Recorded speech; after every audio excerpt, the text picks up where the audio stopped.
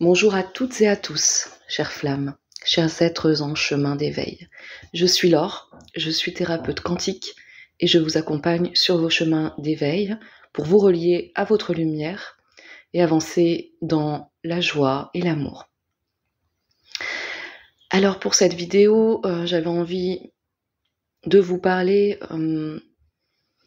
de questions que j'ai eues souvent lors des accompagnements, lors de mes consultations.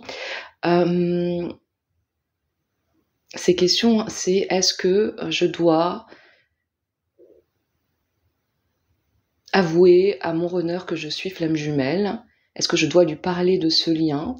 Est-ce que je peux l'aider d'une manière ou d'une autre à s'éveiller, à ce qu'il prenne conscience de ce lien? Alors, je pense que déjà, il y a une fausse bonne idée qui serait, si vous êtes en séparation ou en silence ou qu'il ne s'est jamais passé de relation avec l'autre,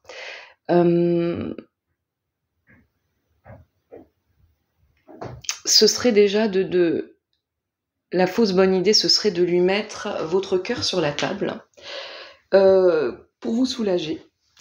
Parfois, les personnes en face de nous, elles ne sont donc pas assez éveillées et réceptives, je dirais, à recevoir les sentiments de quelqu'un d'autre. Surtout si ces sentiments, ils sont avoués pour se soulager. C'est compliqué déjà de gérer ses propres sentiments et donc gérer les sentiments d'un ou d'une autre si on n'est pas apte, ça va être très complexe pour l'autre de recevoir ça, de recevoir des croyances, une projection de croyances, parce que vous êtes dans l'égrégore généralement, flamme jumelle, vous avez écouté des vidéos, vous-même vous êtes relié à certains, peut-être en méditation, ou bien vous avez des dons qui se sont réveillés, et donc vous êtes relié à une certaine spiritualité par rapport à ça, dont l'autre il n'est peut-être pas du tout en conscience, à laquelle il ne s'est pas relié lui-même en tout cas. Donc il faut prendre en compte ce décalage d'éveil.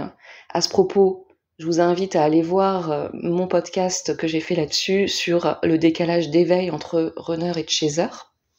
Je le mettrai en lien à la fin de cette vidéo. Donc effectivement, on ne peut pas, selon moi, éveiller l'autre en lui disant, en le secouant, en lui disant tu n'es pas au courant de ce lien, mais si on a un lien ensemble, va voir telle et telle vidéo, va voir tel et tel livre, pour essayer finalement de le convaincre. C'est pas l'idée. Chacun doit faire son chemin d'éveil à sa manière. Il n'aura pas forcément les mêmes croyances. Ça ne veut pas dire qu'il ne ressent pas ce lien. Donc déjà, je vous invite, si vous avez besoin comme ça de vous soulager, et ça c'est normal, c'est tout à fait normal dans ce parcours d'avoir besoin d'en parler à l'autre, je vous invite déjà peut-être à en passer par des questions, un questionnement et une vraie écoute de ce qu'il vous renvoie.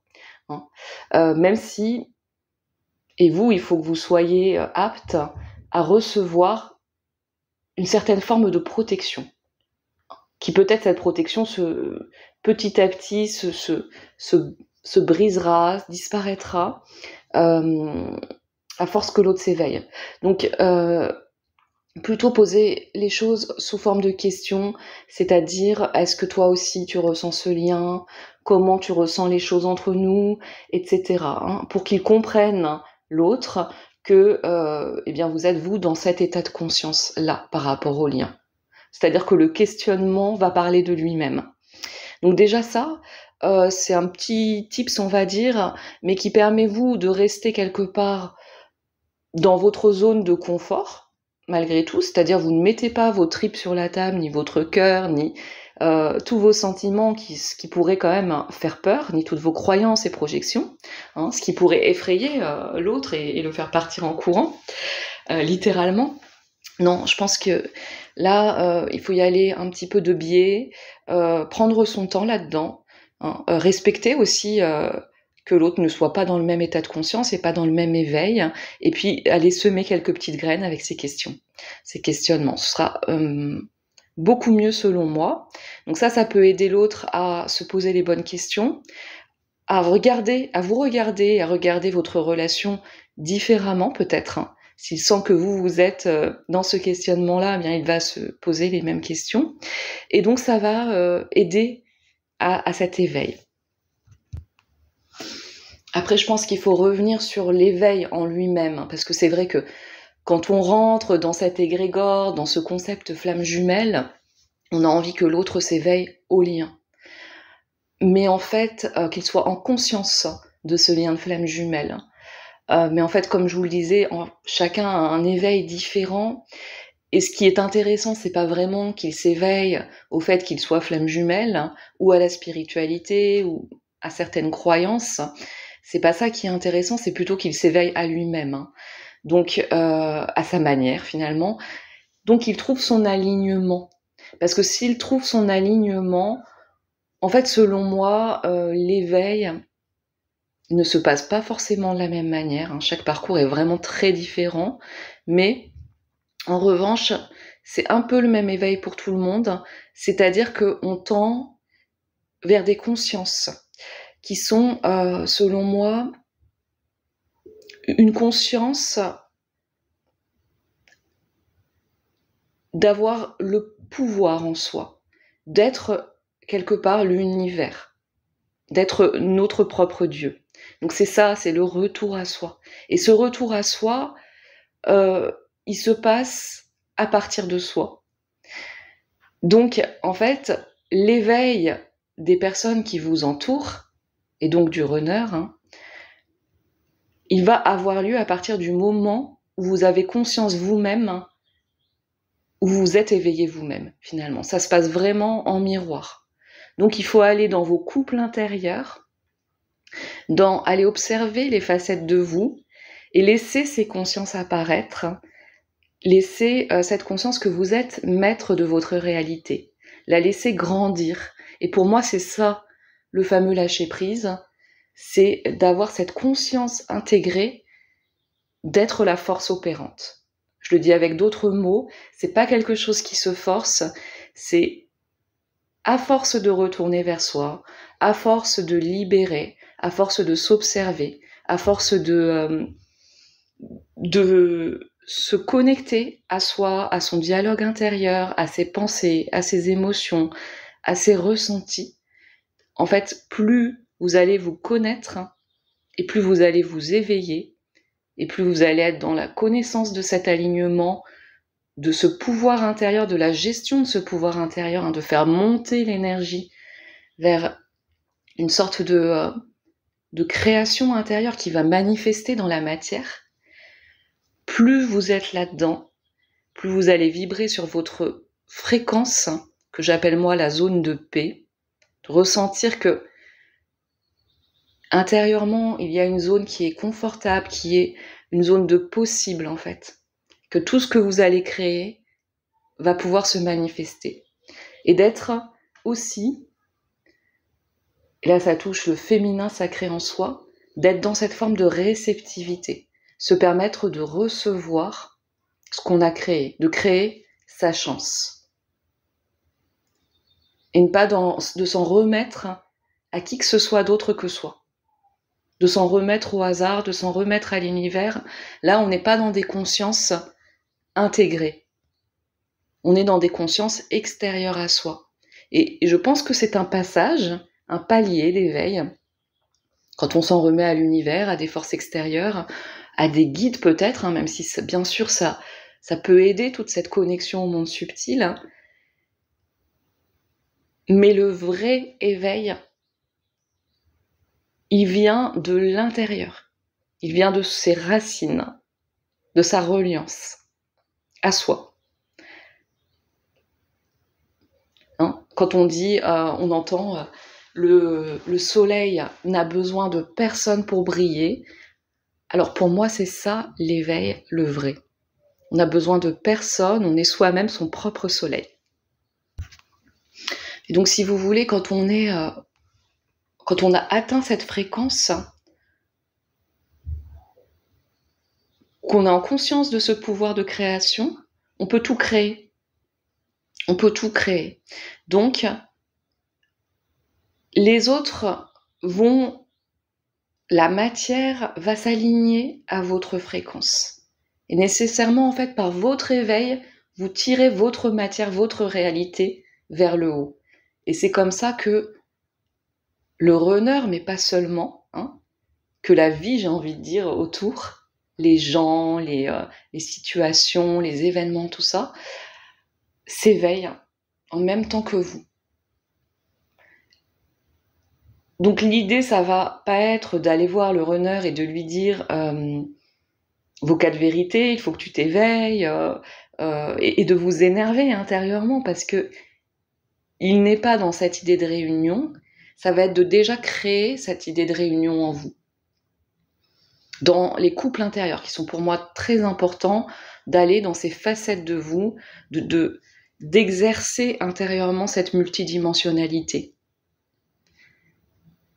Et c'est par la vibration, du coup, que vous envoyez, que l'autre va venir s'aligner.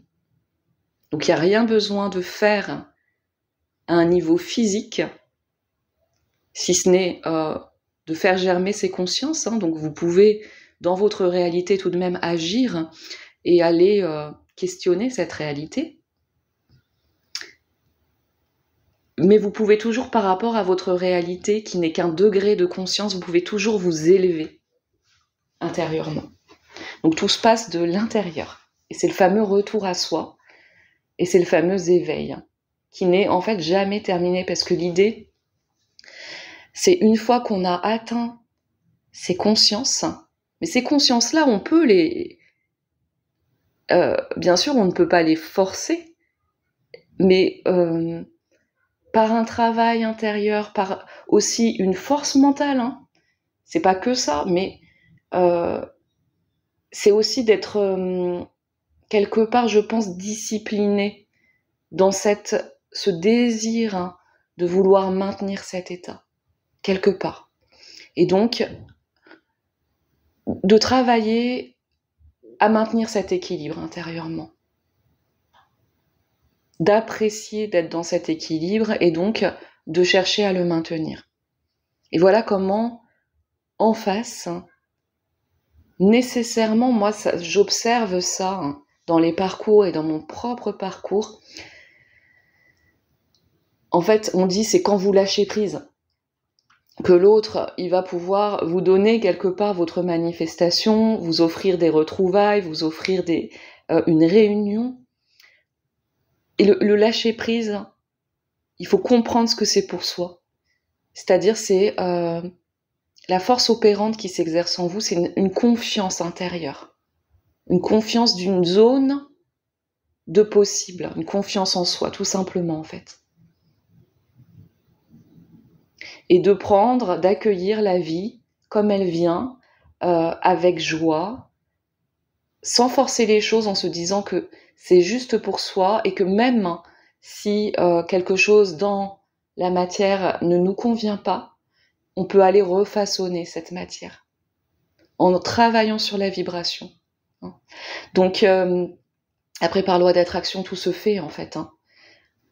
Par loi d'attraction, par loi d'absorption, enfin peu importe, moi j'appelle ça la dimension quantique quelque part, où tout est vibration. Si vous voulez, quand vous êtes dans la bonne vibration, il n'y a pas de raison que les choses se passent mal. Et donc c'est pareil pour le runner. Et en fait, c'est un moment où on comprend que c'est parce qu'on est rentré dans des croyances, dans l'égrégore flamme jumelle, c'est parce qu'on est là-dedans, ou parce que si on n'est pas rentré dedans, on a une méfiance de soi, une méconnaissance de soi et de ce qu'est l'éveil. C'est pour ça que l'autre fuit. Parce qu'on ne se permet pas, dans cet égrégore, de considérer l'amour comme réciproque, comme déjà acquis. Par tout ce qu'on écoute, par tout ce que les flammes jumelles envoient quelque part par leurs croyances conscientes et inconscientes, alors on se relie à cet égrégore, et ça ne nous permet pas de manifester un éveil de l'autre et ces fameuses retrouvailles dans la matière, hein, cette fameuse réunion. La réunion, elle se passe du coup vraiment en soi, dans cette foi des possibles, dans cette foi que on peut tout créer. Et que donc, en fait, à partir du moment où on est éveillé à cette foi, l'autre en miroir, il s'éveille aussi, vient s'aligner à notre fréquence. Donc là, c'est vraiment important de sortir, et ça va être ça le plus dur pour les flammes jumelles, de l'énergie du chaser. Donc déjà, j'invite les personnes à s'observer différemment, à se nommer différemment que chaser. C'est pour ça que j'ai utilisé moi le terme premier cheminant, hein, qui est beaucoup plus valorisant déjà selon moi et qui est plus juste en fait. Parce que le runner, il va courir, il va s'enfuir à partir de votre énergie.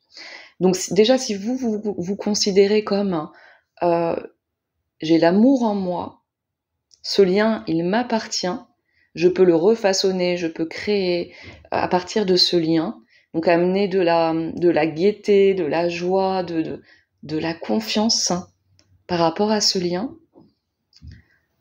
ça va manifester quelque chose de totalement différent, hein, quelque chose de beaucoup plus léger, et donc une possibilité pour l'autre de manifester quelque chose de plus léger aussi, parce que vous avez ouvert, c'est la fameuse ouverture du cœur, une forme de réceptivité. Pardon, ça fait du bruit à côté, c'est mes voisins. Vous avez donc ouvert ce recevoir intérieurement. Je m'autorise à recevoir ce que je mérite. Et ce que je mérite, c'est de l'amour, c'est une relation saine, c'est un homme qui me donne des attentions, un homme ou une femme qui me donne des attentions, qui a le regard porté vers moi. Pour ça, c'est vraiment très important de se revaloriser, d'être dans l'amour de soi, hein, et l'amour de la vie, je dirais. Donc de laisser la vie couler, se dérouler sans en avoir peur en fait, hein, sans être dans l'anticipation, parce que les flammes jumelles, elles ont tendance à beaucoup se dire il faut que je travaille, que je libère, que j'aille dans mes blessures. Ben moi je vous dirais au contraire d'aller dans un mouvement inverse, ce qui ne veut pas dire que vous n'allez pas vous occuper de ça en étant dans ce mouvement-là, mais au contraire d'aller plutôt dans quelque chose de beaucoup plus léger, de je laisse la vie aller, je me fais confiance, et à partir de ce que la vie me montre, eh bien moi je vais créer et rééquilibrer. Mais ça se fait effectivement, c'est compliqué parce que c'est compliqué de voir ça seul, de voir ce qui est faisable, de voir, de se laisser aller en fait, hein. On a toujours appris à être dans un yang, mais un yang déséquilibré selon moi, un yang qui agit, qui fait, qui construit. Et en fait, le yang, il est équilibré que par rapport à son yin. Et le yin, c'est vraiment le flot de la vie, de se laisser recevoir. Vous voyez, et c'est ces deux forces-là qui vont s'équilibrer. Bon, tout ça, moi j'en parle et je fais des soins pour laisser aller tout ça, que en fait le subconscient s'autorise à recevoir, à s'habitue quelque part, se conditionne à cet éveil, à se valoriser, etc. Donc ça se fait à travers des soins, à travers du dialogue. Donc je vous invite à prendre rendez-vous pour une consultation privée si vous avez envie d'avancer dans la connaissance de soi et dans l'éveil avec moi, hein, si ma fréquence aussi thérapeutique vous résonne avec vous, vous parle. Et puis en ce moment, je suis en train de préparer une formation, un petit programme que vous pourrez faire en autonomie et que je vais vous proposer donc à un moindre coût, enfin en tout cas moins cher qu'un accompagnement, forcément. Donc je vous en reparlerai au cours des prochains podcasts, hein, pour que on peut faire ce travail évidemment quelque part seul, tout en étant accompagné. Donc, se sentir quand même suivre une ligne, un chemin qui soit cohérent. Bon, voilà. Et donc, c'est comme ça que vous pouvez vraiment aider, du coup, mais c'est pas une aide, c'est vous vous aidez vous-même. Hein. Aide-toi toi-même. Voilà. Donc, c'est comme ça que vous pouvez aider l'autre, qui n'est donc pas un runner. Ça, il faut vraiment aller reprogrammer cette perception des choses. Aider l'autre, le deuxième cheminant, on va dire, hein, mais le miroir, l'âme miroir, à s'éveiller, à prendre conscience. Ça va dépendre de votre fréquence vibratoire, de votre alignement. Donc, chère flamme, croyez en vous, croyez en votre lumière, autorisez-vous à créer votre chance. Faites monter en vous ces consciences, aimez cette vie, tout simplement, pour que l'autre puisse ressentir tout cela de manière télépathique, que ça s'active en lui et que vous soyez une force d'attraction magnétique. Je vous remercie beaucoup de votre écoute. Prenez bien soin de vous et je vous donne rendez-vous dans d'autres vidéos. À bientôt.